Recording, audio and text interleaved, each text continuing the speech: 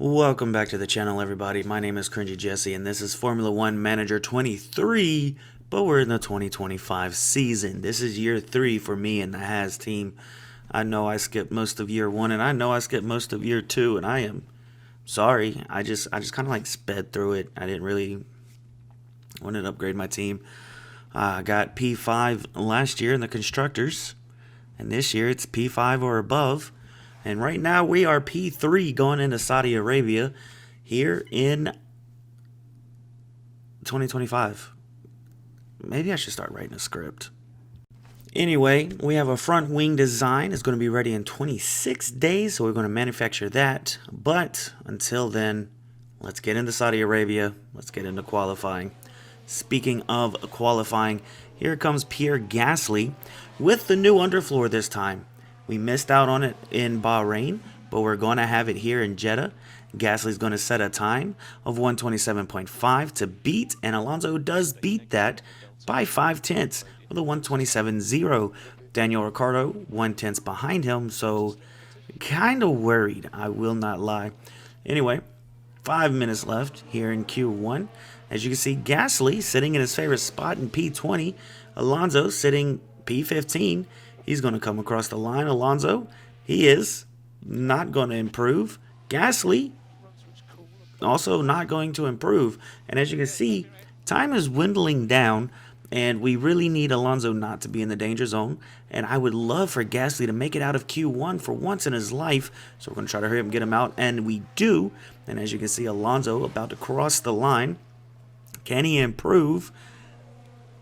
No, he cannot. I mean, he does, but he's still P15. Gasly, however, does move up to P18. Unfortunately, still knocked out in Q1 for the second race in a row, which is very, very unfortunate. But for the second race in a row, Alonso will be in Q2.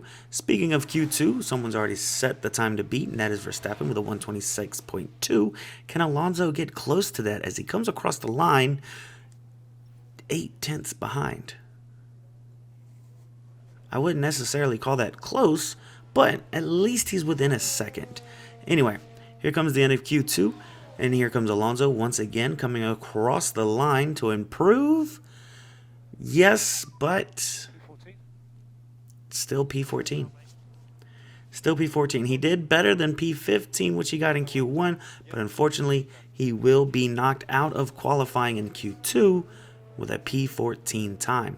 So, P14, P18 to start the race. It's almost time for the Saudi Arabian Grand Prix. And it's lights out, and away we go. Alright, so P14, P18, as we come down to turn number 1, the rookie Theo Pourchaire looking to get ahead of Pierre Gasly, and ahead of Pierre Gasly, he will go. Fernando Alonso, P14. Can he keep up with Ocon, as it looks like there's a little bit of a gap forming there between him and Ocon. So I'm hoping he can catch up to that. Pierre Gasly here on lap 2 gets back in front of Theo Pourchaire, and looking at the back of Mick Schumacher, who on lap 5 he does get in front of, but now there's a dive up the inside on Daniel Ricciardo. Doesn't quite get the pass. However, he has now moved up to one spot. He's moved up one spot because he started P18. He is now P17. As Alonso here on lap 6 is fighting with Ocon, and Gasly is fighting with Ricciardo, both of them hoping to move up some, as we're going to put that charge on that ERS because we're going to need it later for sure. Pierre Gasly getting in front of that AlphaTauri, as Alonso up into P13 in front of Ocon, now looking at the back end of Bottas. Looks like they're side by side, but it looks like it is now for sure that Bottas is going to cut that off. Skipping up to lap 22, not much of a change except for Gasly moving up to P14 because of a couple of pit stops. Not really worth showing, in my opinion. We have Gasly going in and coming out P18, and then Alonso going in and coming out P17. So here we are on lap 23. Both of my drivers have now boxed. They are on new tires. One is on hard so he can push a little harder, and one is on mediums to try to keep up with that pack ahead of him, as everybody else is pretty much done boxing. And we have Alonso in P9 fighting with Magnussen and Norris. As we skip up to 15 laps ahead, we come across the line to start our 15 laps to go. It is Alonso P11 fighting with Magnussen and Norris for P9, and this looks like it might be the fight until the end. Gasly P15, 6 seconds, 7 seconds behind Piastri, and about 2 seconds in front of Tsunoda. Hopefully he can keep that. 10 laps to go. Alonso P10 right now behind Norris, but Magnussen in the Alpine is still back there. He's still keeping himself in that fight by keeping himself in that DRS range, as it is side by side with Lando Norris going into these tier turns.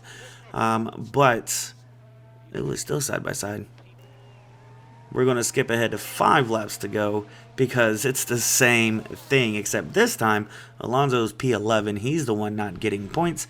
Magnussen's getting 1 point, and Norris is getting, what is it, 2 points, I think, for P9? I can't remember. They're side by side. 5 to go. Gasly still P15. And here we are coming across the line to start the final lap. It is Alonso still in P11. I almost said last place. He's using that ERS. He's got that DRS open. He is pushing. We are having him push until the very end in hopes that we can get him across that line, but also looking at that gas. I don't know exactly where it has to be for us to cross the line, but I do like it to be a green 0 at least. So with the DRS and him pushing on the tires, we're going to conserve the gas, which right now is okay because we have P10. We have 1 point, and, you know, as long as we have 1 point, we are continuing to give ourselves points, and that's all that really matters at this point. But we are still within almost half a second behind Norris, so there's still a chance with all 3 DRS zones coming up, with the finish line being in the middle of one, as we go up there to look at the Red Bulls as they come up to the final turn here on the last lap here in Jeddah. Verstappen winning in Bahrain, but it was a Red Bull 1-2 in Bahrain. It's going to be a Red Bull 1-2 here in Jeddah. Perez leading to the line. DRS open for Max Verstappen, but I don't think it's enough, as Perez, he's going to come across the line here in Jeddah, and he's going to be another street circuit victory for Sergio Perez, as that seems to be his favorite. Another Red Bull 1-2 here in Jeddah, so they're going to take it away in the constructors. It looks like Russell coming in 3rd, Hamilton coming in 4th, then it's Carlos Sainz, Alexander Albon, and that Aston Martin. Whoops, I got a little ahead of myself there. But anyway, that's, you see it. Leclerc, Stroll, Alonso getting P9 over Lando Norris with no ERS left. He ran out. Norris taking that P10 point, and Kevin Magnussen unfortunately put up a good fight, but unfortunately was not able to get points, which is also very fortunate for us because Alpine seems to be my biggest problem in this game so far. And then Pierre Gasly coming in with the P15 finish. Both of my drivers moving up. P18 to P15 for Gasly, P14 to P9 for Alonso. I'm not going to lie to you guys, this was a very boring race. But the race is finally over. Sergio Perez winning here in Jeddah. Max Verstappen coming in 2nd. George Russell coming in 3rd. And then with our drivers, we have Fernando Alonso P9. To finish out the top 10, we have Lewis Hamilton P4, Carlos Sainz, Alexander Albon, Charles Leclerc, Lance Stroll, Lando Norris.